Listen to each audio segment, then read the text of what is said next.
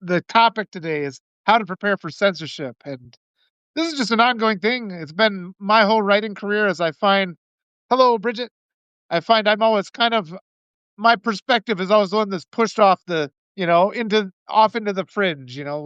We've seen this more and more in the United States as this country has embraced this more hostile ideology. So they're going to try and do more that everything that they can to silence people that just want to talk about common decency. And so Wendy's been working with Beehive, and we're just going to talk about other platforms and other options as you see your growth slow down, and just other kind of places you can monetize and keep going, building your momentum. Because in my decades as a writer, nothing ever stays the same for very long. Things shift. Different people seem to become the anointed voices of the algorithm. So that's just something that's constantly on my mind. I'll be looking forward to reading the comments as you put through. Wendy just put a bunch of links, but Yeah, I'll turn it over to you guys. yeah, self-advertising. Yeah, no, that's the whole idea. That's perfect. So people have asked me fairly repetitively. Eileen G is one of them. Why it was that I left Substack for long form content. I still do my live sessions on Substack, but for the most part, my live sessions are multicasting to YouTube, Twitch, Instagram, TikTok, and then now ultimately Substack. But censorship being the problem, because um, Substack constantly changes the algorithm for um, how it is our content gets seen, who it gets seen by, and why. There are other categorical issues for why Substack isn't the platform for writers. Um, we can go into that later, but um, the big thing. So let's just put the let's put the titles out there. So a lot of people. So Jeff Anderson, who that's the Sweaty Spice guy, he um, he went to Ghost, and Ghost is an open source newsletter platform. You can self host it. Um, excuse me. Or you can go with a paid plan that provides growth mediums and ad support and boosting and so forth. Um, Beehive, which is the current product that Thistle and Moss.com and thistleandfern.org and thepoetmiranda.com are all hosted on, uh, is on is Beehive, and Beehive offers those services, and I'll talk about those because Ghost's services and Beehive's services are very similar. So I want to be clear, by the way. I had a family member for my birthday back in August basically cough up a very large sum of money to provide me an enterprise license with Beehive, which basically means I host 10 publications. So Sarah runs Thistle and Fern. The Poet Miranda is also run under my 10 publication window. And I have other publications that I'm hosting. Now, here's the deal. Um, Beehive's methodology is to practice segregation. So Sarah's publication gets her own stripe, gets her own users, gets her own interaction. Literally, it's a seat in my allotment of 10 publications, but it behaves entirely independently of anything else that I have any control over. So basically, it's just a workspace of 10 independent publications. So I'm able to, for that cost allotment, by the way, just going to clarify, to host 10 publications that, again, behave independently of themselves, literally only costs me $120 a month. Oh, okay. Now, what would it cost for just an independent person to start up on Beehive if that's what About $26 to $48 a month, depending on how many users you have. So Okay. I've already had a conversation with Jeff T, because we all know who Jeff T is. For him to go to Beehive would literally be about $260 a month, Okay. which per month over a year's time is less than the 10% that Substack takes from you Okay. on top of what Stripe takes from you. Okay. Hmm. So you have to remember, for Substack, Substack takes 10% of your earnings for itself.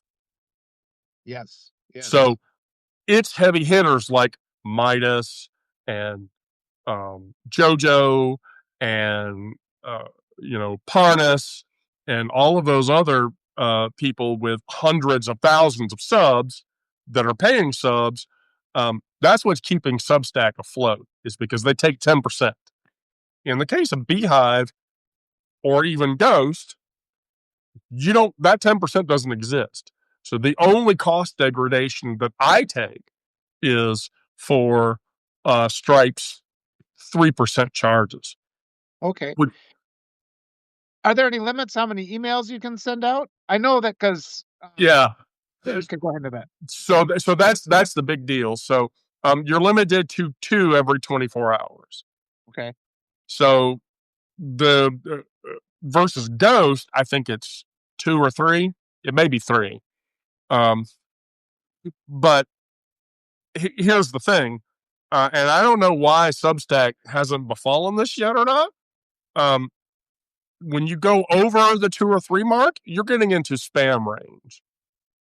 So spam houses, so Spam House and Backscatter and those kinds of companies, they're going to build up a reputation if you're sending out 5 emails a day unilaterally across all of your users. Because remember, you're sending an email. That's an email that a user can report as spam. And if enough people do it, you'll get blocked. Mm-hmm. Mm-hmm. Um, so So in Beehive's case, yeah, you're limited to 2 email broadcasts per day and then infinite number of web. You can do however many web posts you want to do in a day. Oh, okay. So they've got two kind of things set up there. Yeah. And again, for the people that are just joining, we're just kind of discussing because I've been in the writing business long enough where it's like things go well on a platform for a while, but then something radically changes. And I just have had to jump platforms a whole bunch of different times. And I love all the opportunities I've had on Substack. I love all the opportunities I've had on Medium. But even so, like the more about this that we can learn about, the better. And it's sounding like, yeah, Substack is a really nice option because you can just jump on and start writing. And at first, you're sending out emails. And because you don't have any paid subscribers, it's like, oh, this seems like this is great. But as you get bigger, or maybe as your growth is maybe seems to slow down for reasons that you don't understand, Right. it's kind of becomes there comes a point, especially now because we've got just this whole writing mechanism that we have right now, there's just pressure. And whether it's you're facing direct criticism or censorship, where people are directly telling you have to stop saying what you're saying, that's one thing. But another thing is you just find that your reach is taken away, where your just work is no longer being seen. And even though nobody's telling you not to write it anymore, you're just not being seen. And a lot of writers just instantly default to imposter syndrome. I mean, in general, writers are just sensitive souls where they're inclined to think that every time they lose a subscriber, oh, it's something that I said, you know? The reality is there are a lot of forces out there that are taking your viewers or your readers away from you. There's a lot of forces out there that are suppressing your work. It's not Right. you, it's them. And Right. and so that's why it's important to know, and it's great to have Wendy and Sarah on here today to tell us a little bit about some alternatives, especially if things are just not working for you anymore here on Substack. Well, so Substack has an algorithm problem. And the algorithm problem is this. They change the algorithm every 4 or 5 months. So 4 or 5 months ago, the algorithm was number of notes that you posted versus number of hearts you received in a live versus the amount of long form content that you posted versus how many people read it. Now it's how many lives you do in a week. So if you do like 10 lives in a week, that makes you popular Oh, versus, yeah, versus the number of notes that you post versus it's now no longer about long form content. And so from a larger perspective, Substack has turned into a social media experience. Um, and so um, Substack half measures that. Their social media tools just feel like somebody who was trained on Twitter and understands Twitter or Facebook social media directives. But the algorithm problem goes even further than that. There are numerous Substack people who I would describe as progressive individuals. JoJo from Jers is one of them, the Midas Brothers, etc. So about 9 months ago, um, the algorithm started suggesting Nazi newsletters to people who were progressively minded individuals. Uh, I personally received suggestions from Curtis Yarvin's Gray Matter Substack. Now, Curtis Yarvin is the most racist piece of shit ever. And he is like tech bro neocon defined. And I received a notification to read his Substack for a post he made. I don't want to read that. And so it became glaringly obvious that Substack was entirely focused on free speech, and that if you block people out, you can curate your Substack so that you avoid these other spaces, but that Substack was going to allow literally anybody to write on their platform. On top of that, moderation. There's literally no moderation. The only moderation that exists on Substacks is if you impersonate somebody or you're blatantly spamming. But if somebody goes into your comments and starts, abusing you and using slurs, I'm a trans person. I've been called every T slur you can imagine on Substack by people that are like, you're not really a woman. You'll never really be a woman. Go kill yourself. There's no methodology on Substack to report that holds that user accountable for saying those words. And you know what you're saying is so it's such a part of a bigger problem in our whole society. First of all, I'm sorry you have to endure that.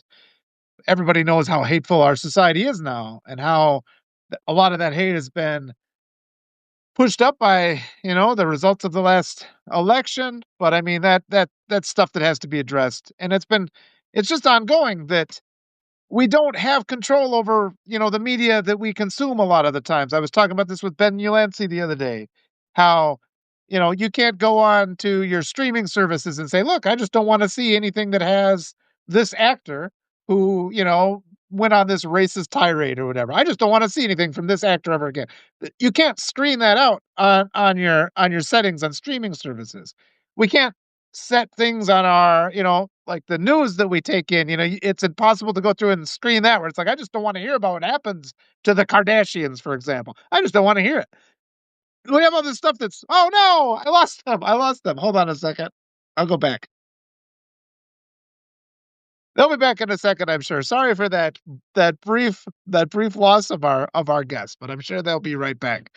We know how the internet is, and the suspicious part of me always wants to think that the tech bros are at us again. You guys, speaking of censorship, you guys, Yeah. Speaking of censorship, they're censoring us right now.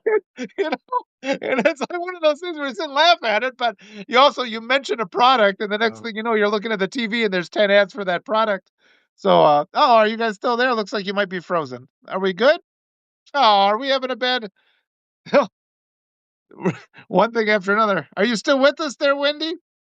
We'll see how this works out. I apologize for the delays, but I'm going to keep looking over at the comments here. Oh, we lost them again. Well, hopefully, man, it seems you talk about conspiracy theories, you make jokes about conspiracy theories, and this kind of thing happens. But I'll get it back to you and give another summary of what we're talking about. Every place I've always gone as a writer, things have always changed. The algorithm always changed. It works great for a couple months, and then things change again. This isn't done maliciously, and it's always been part of the job description to just keep ahead of the trends, make sure that you understand from month to month what's being promoted. Wendy went through a bunch of other options for us, things like Ghost, things like Beehive, and I know there's just other platforms. And I always tell my subscriber list to just be prepared to one day not hear from me again on any given platform. And I guess I'll have to start writing some keywords so that people can recognize it's me. Although I can also just post these videos so that people see that it is in fact me talking again. But we do have to, from time to time, be careful and be ready to jump platforms from places to go from different places just because we just don't know what we're going to be up against in the next year. And we're seeing more and more of these transgressions, against our right to express ourselves freely and openly. Even today, what's really unfortunate too is the extent to which people just come at you, um, even if it's just a minor disagreement. You get so many people who come at you, and I d- I think we're programmed largely. People that should be allies end up getting into battles. An example comes today. She says still here, but I've got the waiting. Hold on a second. Let me see if I can get her to come back on.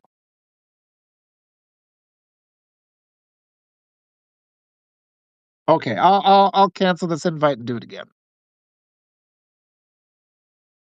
Yeah, I was saying though, even today, I was just having a conversation. I wrote my article today about James Carville's The comments. yes, the internet goblins are.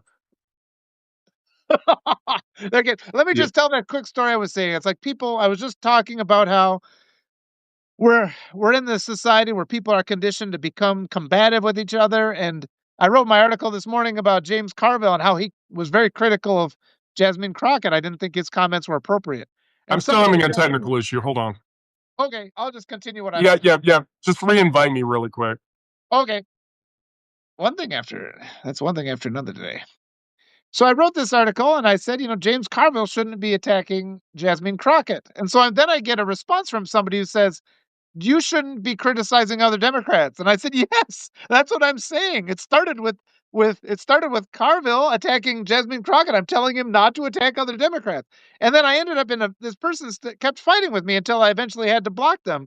And I just kind of wish we would get to this point where people could actually practice what they preach and live by the Well, disagreement philosophy. yeah, that's an even larger focus issue. Like I said, we're in Muskian free speech. I mean, literally, you can go on to Substack and you can post the most offensive, the most racist meme ever, and you'll never suffer an ounce of criticism or an ounce of political victimhood over that. Um, and I'm sorry, it's bullshit in my opinion. Yeah. That's I've had so many people, and even the other day when I was talking with Shane about this, and he was talking to his professor, and a professor was saying, we have to have on our campuses the ability to, combat. We can't have restrictions. Like, you know what? There have to be restrictions on. We already accept boundaries on free speech. Of threatening speech is not permitted. It's not protected by the Constitution. So we have this kind of unfair. There's the guys that say that they're the free speech defenders who are the first ones then, use under the veil, it's just another dog whistle. Under the veil of free speech, they claim the right to say anything you want. And unfortunately, it's people like me that get censored, and you, Wendy, end up getting censored. So then that brings us back to what we're talking about, finding these other platforms that we end up having to be refugees at because we're kicked off of other places. So I'll turn it back over to you. I'm glad I got on So call there because you had to. so Sarah and I and Miranda and others, we felt like we were getting censored out. Our viewership had gone way down. Um, People were competing for space. Reader content engagement had gone way down. And so I said, okay. So I went to my sister and I was like, look, I'm publishing this newsletter. I'm successful. I'm making tens of thousands of dollars a year and I'm happy. I want to continue to do that because I'm trying to retire to it. And I have content, relevant content. in the amount of between 3 and 4,000 articles that I've written over the years that can be published. And so she says, well, you're on Substack. That's part of your problem. Now, I want to be clear. My sister is an executive uh, director for a large video game company. That's all I'll say. Um, and so she says, I have people that have opinions about this.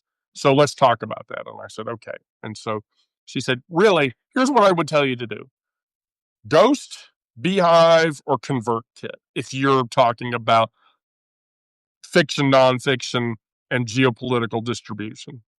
Um, where an algorithm doesn't control who sees what you write versus who does. So I went and, you know, I validated in reference to um, Substack. My Substack was filling egregiously with spammy, attacking, personal attacking comments. So I have a Substack post that has 6,000 likes. That's the post about calling Barron Trump a moron because he failed out of NYU. And I guarantee you, a third of the comments that are on that post are comments that got reported because they're racist, or you don't know what the fuck you're talking about, or you're not really a woman, you'll never really be a woman, um, you need to kill yourself. I can't tell you the number of times I've had users tell me I just need to kill myself and be done with it. Well, those comments got reported on those posts. Well, all that does is send the report to me, and then I moderate it.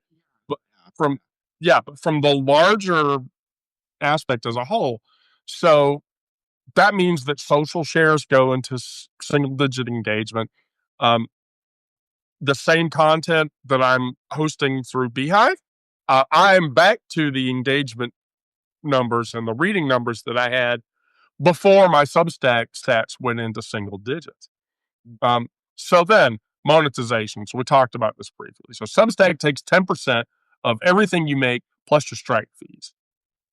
Beehive doesn't do that. Beehive charges you for the number of users you have, but that number does not equal 10% of your yearly take. It doesn't. It doesn't equal 10% of my yearly take. My yearly take is about, I'll just put it this way: my paid for subscribers more than cover my Beehive charges, and I'm hosting 10 publications on top of my own to do that with. Design. One of the biggest issues that I have with Substack is that all Substacks look like every other Substack. There's no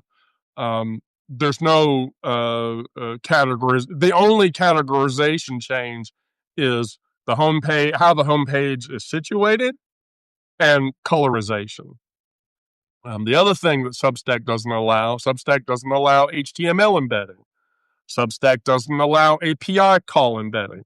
Substack does not allow. So there's a whole slew of customization crap that um, you know you don't get from Substack that you would get from another resource. So, like for instance, just last week, I built a Python application that I'm using an HTML and API embed to replicate Substack chat on my Beehive instance. And when I did it, the Beehive devs came to me and they were like, wow, that's really cool. You did that? Yeah.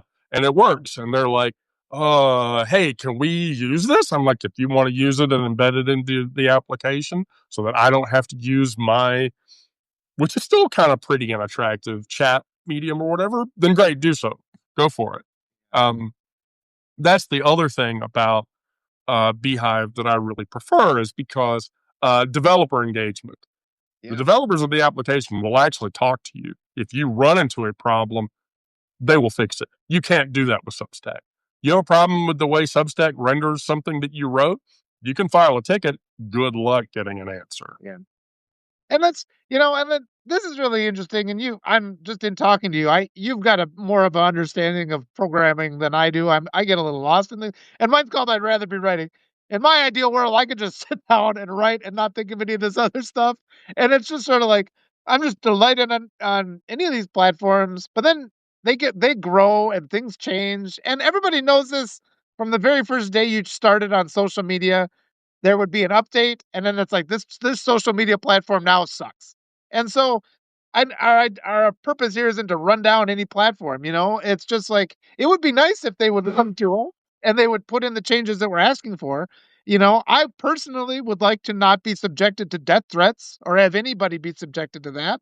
That's something that needs to be part of every platform, but it also needs to become part of what we do in the United States, you know, just as our whole cultural ideology is like that.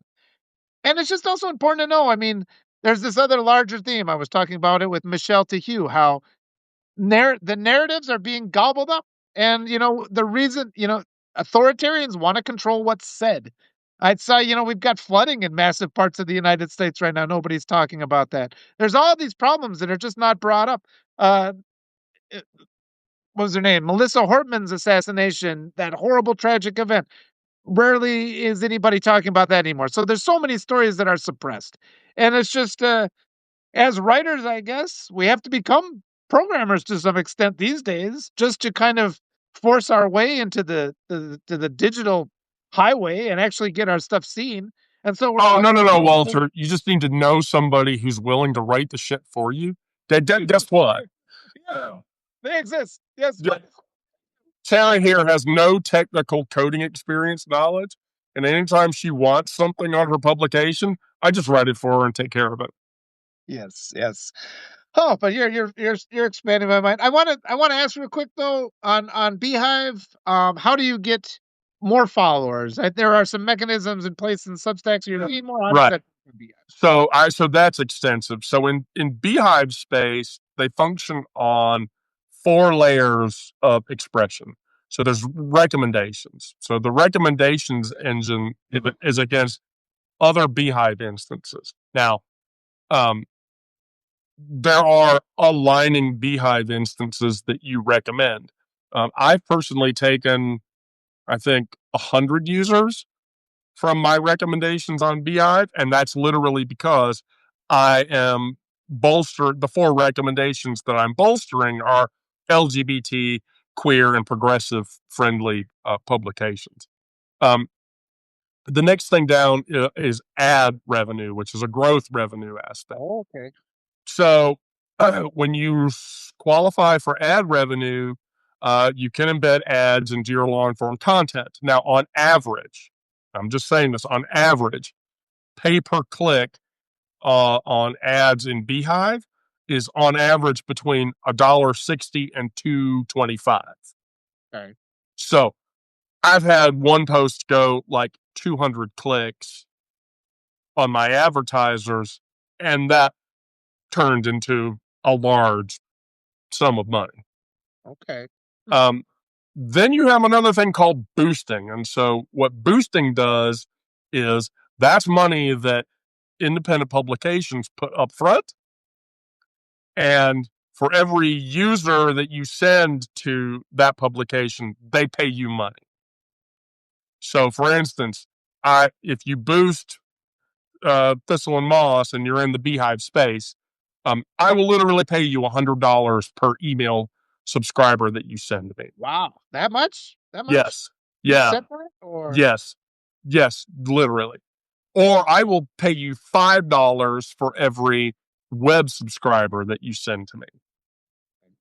And so there's larger publications. There's the EV publication guy. I talk to him all the time.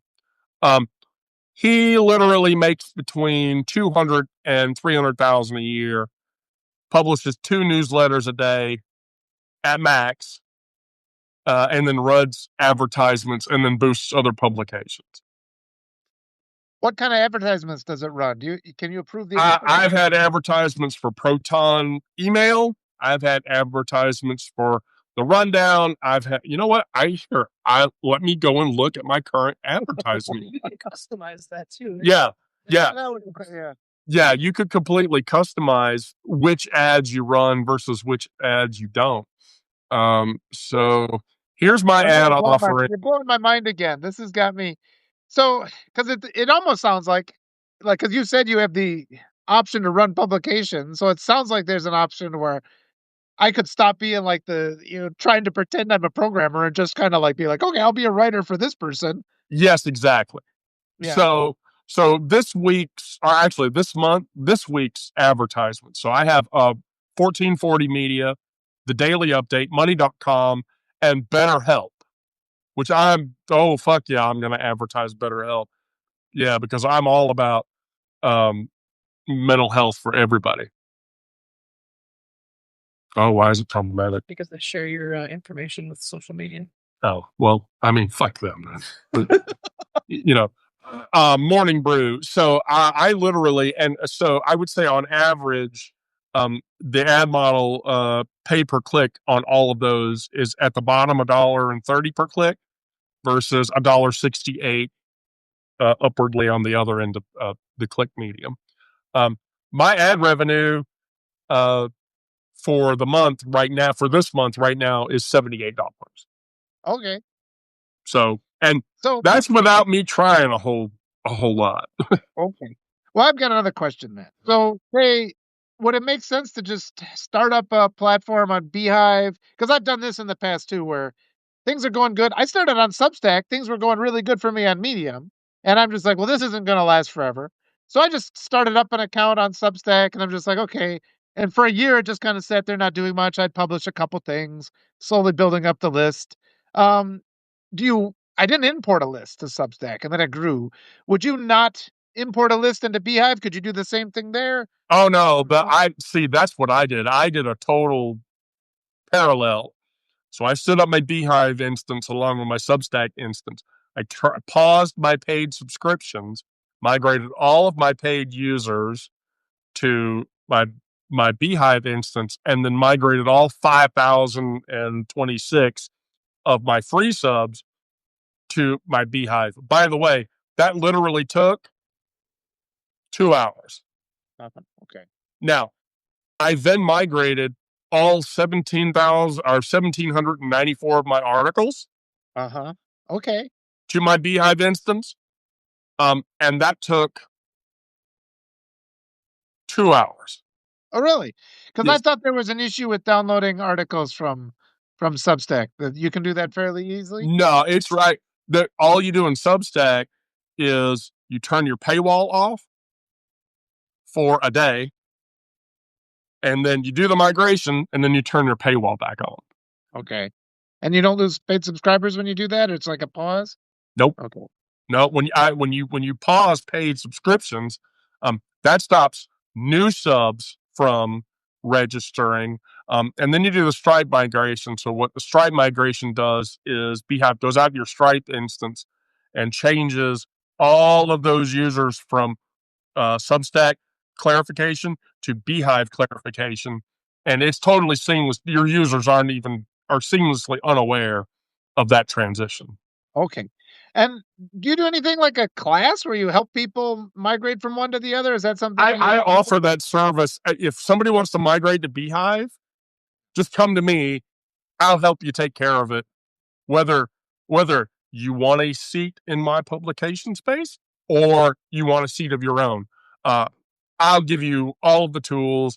I have all of the HTML pre-written for all of the shit that you would need, and then yeah, I can.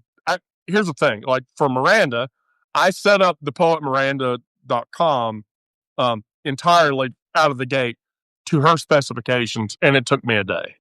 Yeah. And this is something I think this is really and because as of right now, I plan to stay on Substack. But things just change and it depends on the hostility I have to endure in the next couple months. And in saying that, it should incentivize Substack to keep me here. But at the same time, Medium should have been incentivized to keep me there. And I still work on Medium. But I mean, a lot of these platforms, they really should be listening to us, especially when the creators who have a large following are saying, look, this is a threat to our existence, or if we can no longer work here, a lot of times we don't leave because we want to. We leave because we're pushed off. And then different people are facing different levels of harassment. So the people that are facing more harassment than me, I urge you to talk to Wendy and we'll see how things go. Well, I say that's the thing. From Medium's perspective, as much from Substack's perspective, it's turning into a social media experiment. When you migrate to other services, Ghost, Beehive, ConvertKit, MailerLite, any of those. Those are just services. Those guys literally do not give a shit about social media algorithms matching people up or not. In Beehive space, yeah, there are Beehive newsletters I would never want to look at because they're far right-wing Christian whatever. Here's the issue. That's entirely, I'm an island away from that. With Substack, I can't be guaranteed of that. I can't be guaranteed that if my content gets popular enough that some Nazi fucker is going to find it and make a comment. I've had on Beehive, I've been on Beehive now for 6 months. On Beehive, I've had 2 issues with 2 users, banned both of them. Yeah. Never again. Versus on Substack, there, especially towards the end, I literally was spending an hour a day banning accounts and moderating comments. Yeah. And this is different from platform to platform. That's another thing. This is always an important topic because there's some platforms my work has appeared on where I would post something and get 1,000 just, death threats instantly. Like, Yeah. and it's like these platforms, and it's like we live in a society where this hasn't really entered our political discussion yet, except in the terms of these radical right-wing people who try to use free speech as a justification for their right to spread hate rhetoric, which it is not. So we've got many, many levels here we're working with. We have the whole ideological perspective of our nation, and then we've got all these individual platforms that are just trying to make things work. They're all different too. I mean, Medium is different than Substack. I've done a little bit on Beehive. I've seen your content there, so I haven't seen so much. But all these different platforms, compared to like the various comment threads you see in news outlets, so we're always seeing these different kinds of openness to allowing, these hate profile and the bot profiles to come in there. I found in my experience, Medium had been one of the best ones where they were very quick to shut down cloned accounts. I had a problem with a cloned account here on Substack last week. So that's an issue. Are you seeing things like that on Beehive too, or? No, that's non-existent. And here's the deal. The reason for that is free subscriptions to Beehive don't give you enough power to actually spread virally across the entire medium. You'd actually have to, like, for instance, you don't get access to the ads or boosting network until you become a paid subscriber to the service. Because, and I've talked to the CEO of Beehive before, Tyler. He's an approachable guy, and talk to him. From that perspective, it's a product. Okay. So they don't give a shit about an algorithm because their revenue is guaranteed against the stuff that you're writing. And the amount of overhead that they provide you, I mean, they literally provide you with enough infrastructure to actually make money writing. Versus Substack, that's a free account. You set up paid subs, Substack takes 10%, and then you're at the beck and call of whatever their algorithm is. And so, choice is clear. Do you stay comfortable with inadequate tools and algorithms that could put you into spaces where you would have to deal with people that would attack you or cause problems with you, or embrace infrastructure that was built specifically from a creator perspective and they understand media ecosystems and give you the tools to actually do it with? I mean, even if it's technical overhead, you just find somebody who's willing enough to sit down with you. I'm willing enough to sit down with anybody to help them migrate. Let me get it basic again. So let's say you're like, okay, I'm going to start on Beehive. You're saying you can do just a free, you can just jump on and start a free, just to kind of like learn the ropes before you have to commit to any kind of a membership. Yeah. So you start a launch account. Your launch account gives you a custom website, custom newsletter, campaign analytics, unlimited email sends initially. Okay. You get the recommendation network. You get deliverability. You can have custom domains, link in bio. and you get limited access to the website designer. Up from that, you go for 1,000 users. Let's just price this out. So how many users do you have, Walter? It's like 11,000, 12,000, something like that. All right, so we'll say 25,000 subs at the top. That's going to cost you 140 a month. That gives you access to everything that the launch account has access to. It gives you ad boost, 0% take rate on paid subscriptions, digital products. You get the AI, you get the email automation, survey polls, advanced website analytics. You get webhooks. You have a team limited to 3 people. You get Slack access at that point, and then you get human support. Now, you go up from that to Max, which was where I was to begin with until my sister nudged me into Enterprise, and I'll explain that. So Max gets everything that Scale gets. That for you would be $250 a month. That removes the Beehive branding. You get sponsorship for the storefront, so you can run your web store. Podcast websites, audio newsletters that are automatically generated, digital product appointments. You get RSS to send. You get up to 10 publications. You have unlimited seats to build your teams with. And then you get priority human support, and you actually get an account manager. Now, up from that is Enterprise.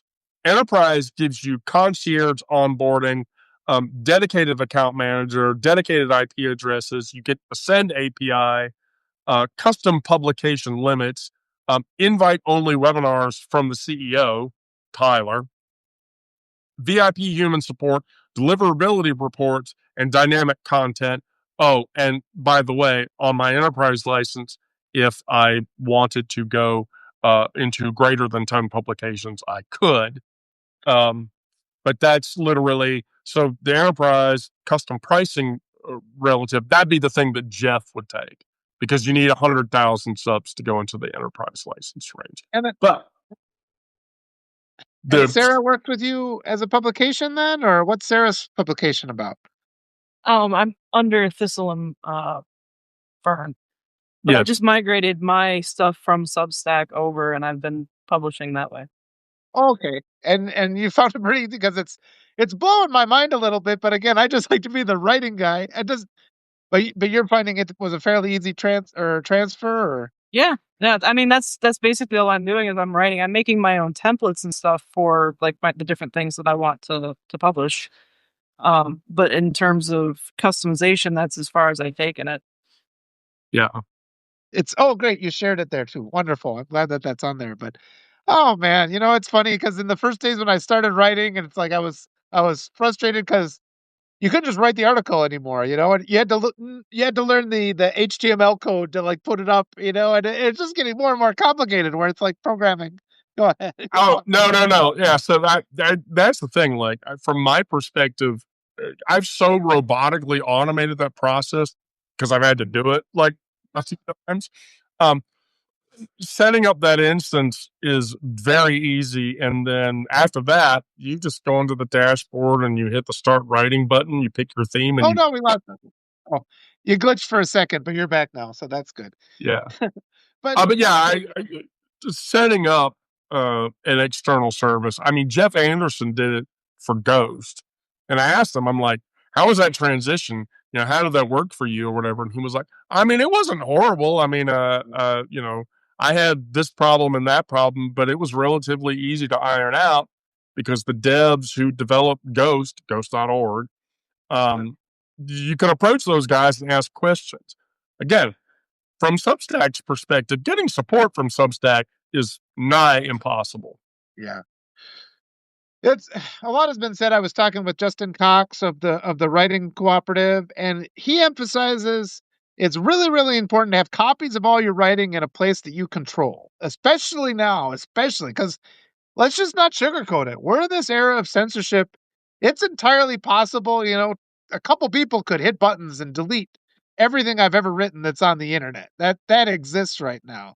And so I've got my own copies, on my own various hard drives. I'm kind of I like leave these hard drives, all like external hard drives, are stored all over the world.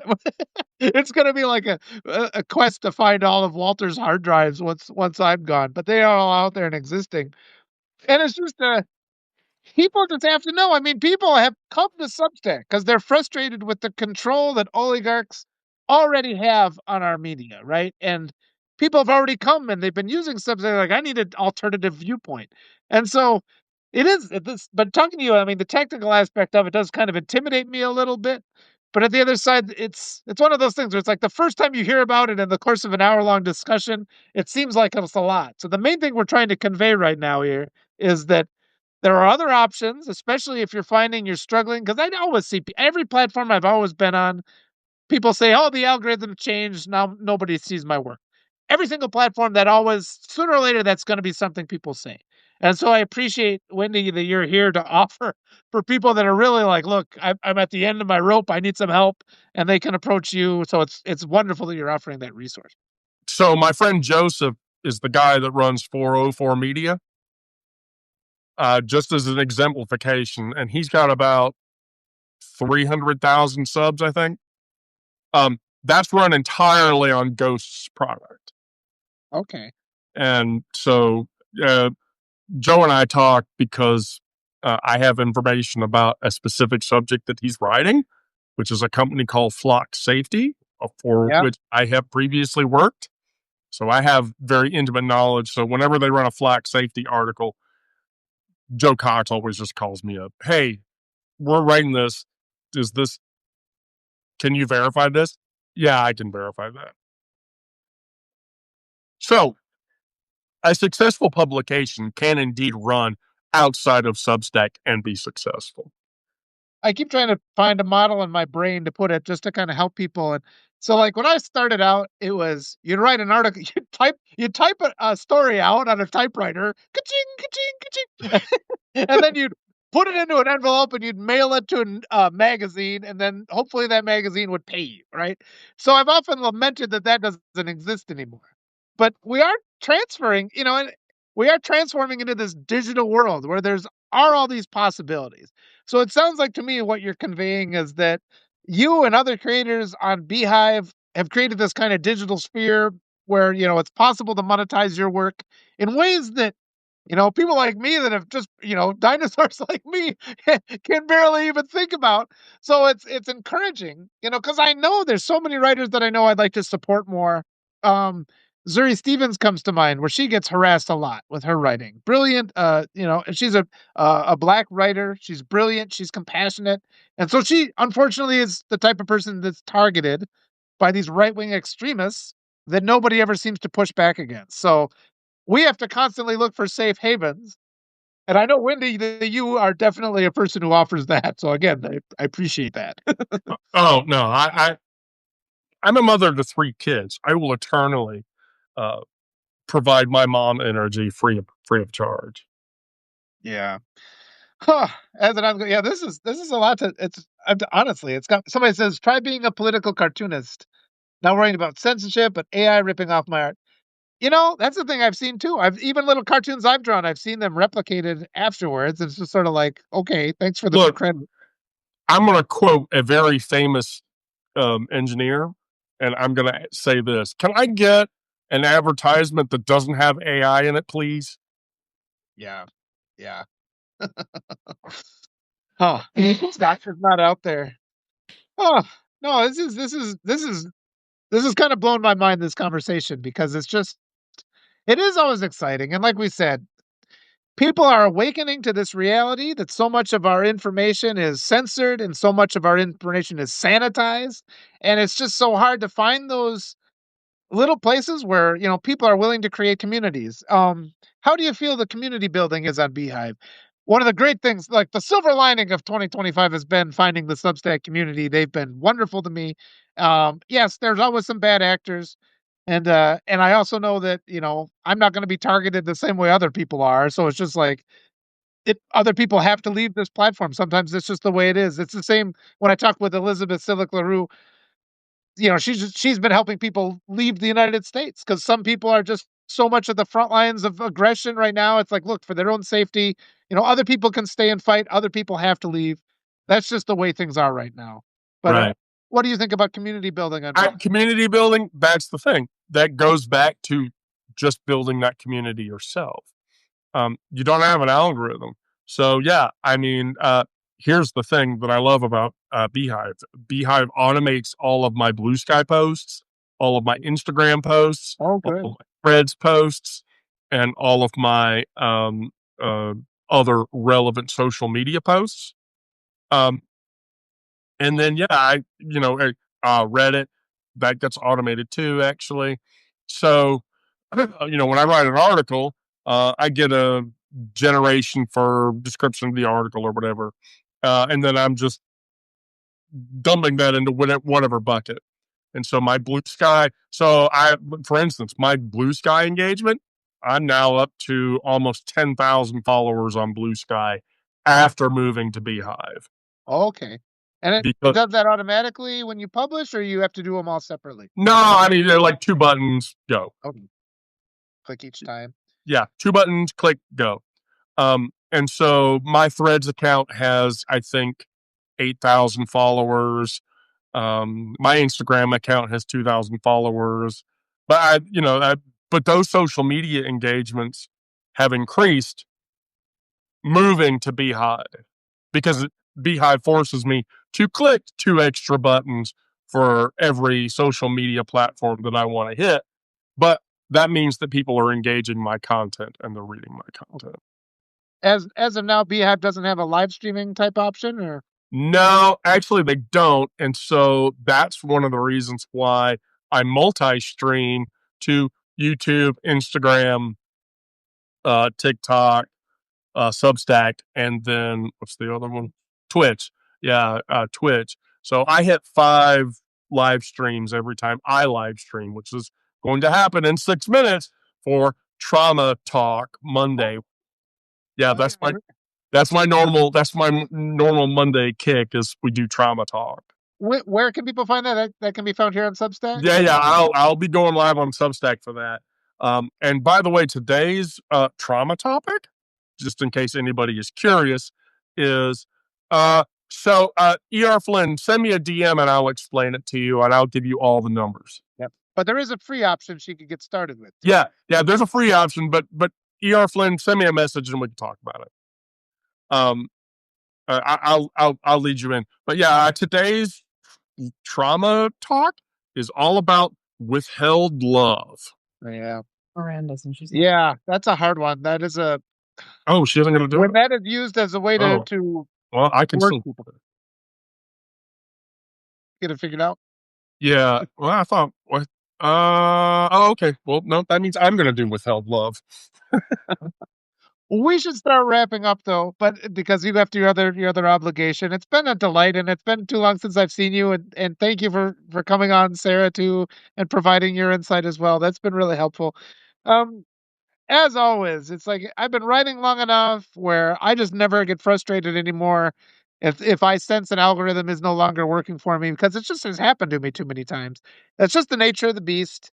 Um, and then I've always been telling every creative this year, this is a hard year for creatives. We are facing headwinds, people that are, expressing compassion or just rational thinking. It's going to be a hard year for us. It has been. It's going to be a hard year next year too.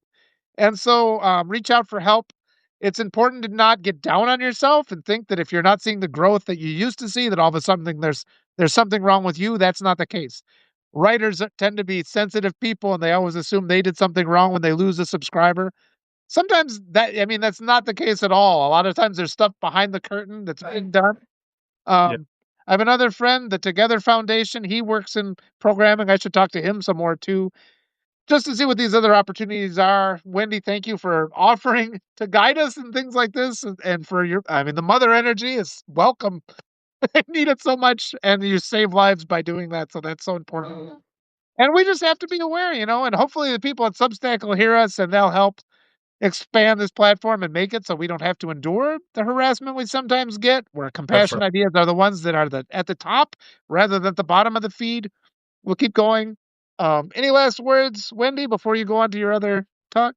Or Sarah? I just want all of the readers and watchers to be aware there are solutions to the problem.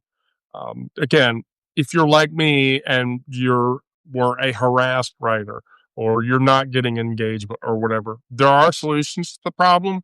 You seek out the people that know those solutions and you talk to those people about it, and then you can achieve the result. But from my perspective, that I want to be clear, it's not about the money making. It's not about the engagement. It's not about the community. For me personally, it's about the writing. I write shit and I want people to read it.